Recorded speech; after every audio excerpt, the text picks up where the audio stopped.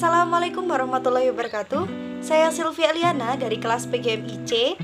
Di sini saya akan membahas satu materi tentang pengetahuan peta.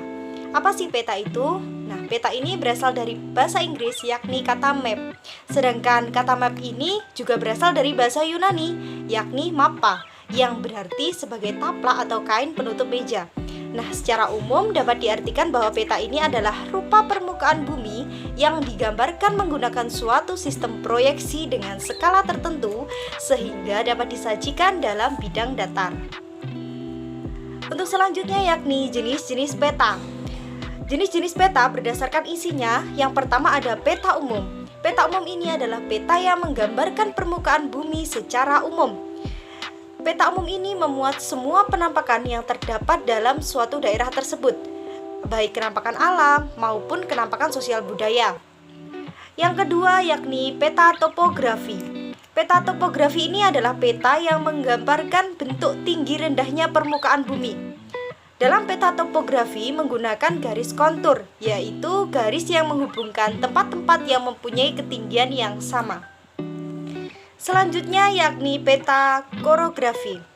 Peta ini adalah peta yang menggambarkan seluruh atau sebagian permukaan bumi dengan skala lebih kecil, yakni dengan skala 1:250.000 sampai 1:1 juta atau lebih. Nah, peta korografi ini menggambarkan daerah yang luas, misalnya provinsi, negara, bahkan dunia. Selanjutnya jenis peta berdasarkan skalanya. Ada peta kadaster. Peta kadaster ini berskala 1:100 sampai 1:5000. Contohnya yakni peta dalam sertifikat pembuatan rumah. Yang kedua, peta skala besar berskala 1:5000 sampai 1:250.000. Contohnya yakni peta yang dipakai untuk menggambarkan wilayah yang relatif sempit seperti kabupaten dan lain sebagainya. Selanjutnya peta dengan skala sedang berskala 1:250.000 sampai 1:500.000. Contohnya yakni peta yang digunakan untuk menggambarkan wilayah agak luas seperti peta provinsi. Yang selanjutnya peta dengan skala kecil berskala 1:500.000 sampai 1:1 juta. Contohnya peta yang menggambarkan daerah yang cukup luas, misalnya peta negara Indonesia. Selanjutnya jenis peta berdasarkan bentuknya. Yang pertama yakni peta timbul. Peta timbul ini adalah peta jenis timbul yang menggambarkan bentuk dari permukaan bumi yang sebenarnya. Contohnya adalah peta relief. Yang kedua peta datar atau peta biasa. Peta ini dibuat di atas bidang datar. Contohnya peta di kertas, di kain, dan lain sebagainya.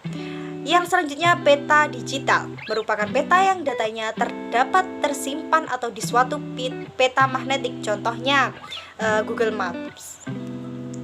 Selanjutnya yakni jenis peta berdasarkan sumber datanya. Yang pertama ada peta induk atau basic map, merupakan peta yang dihasilkan dari kegiatan survei langsung di lapangan. Nah, peta induk ini dipakai sebagai dasar untuk pembuatan peta topografi, sehingga dapat dikatakan pula peta ini sebagai peta dasar. Yang kedua yakni peta turunan atau derived map, merupakan peta yang dibuat berdasarkan acuan peta yang sudah ada sehingga tidak memerlukan survei langsung ke lapangan.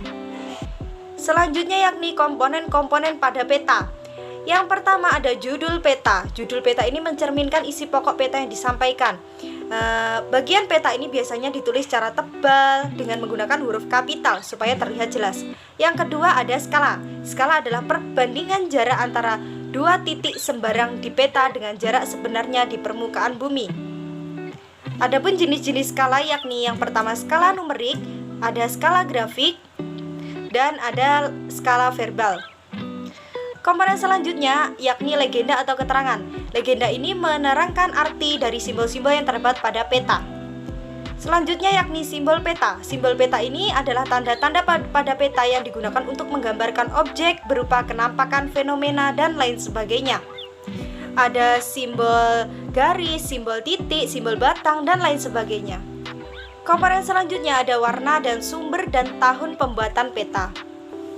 Fungsi peta. Fungsi peta ini adalah sebagai petunjuk arah, letak, luas, jarak permukaan bumi, dan sebagai memperlihatkan ukuran luas bentuk bumi dan menggambarkan bentuk permukaan bumi, serta sebagai alat informasi dan pembelajaran. Sekian, terima kasih. Wassalamualaikum warahmatullahi wabarakatuh.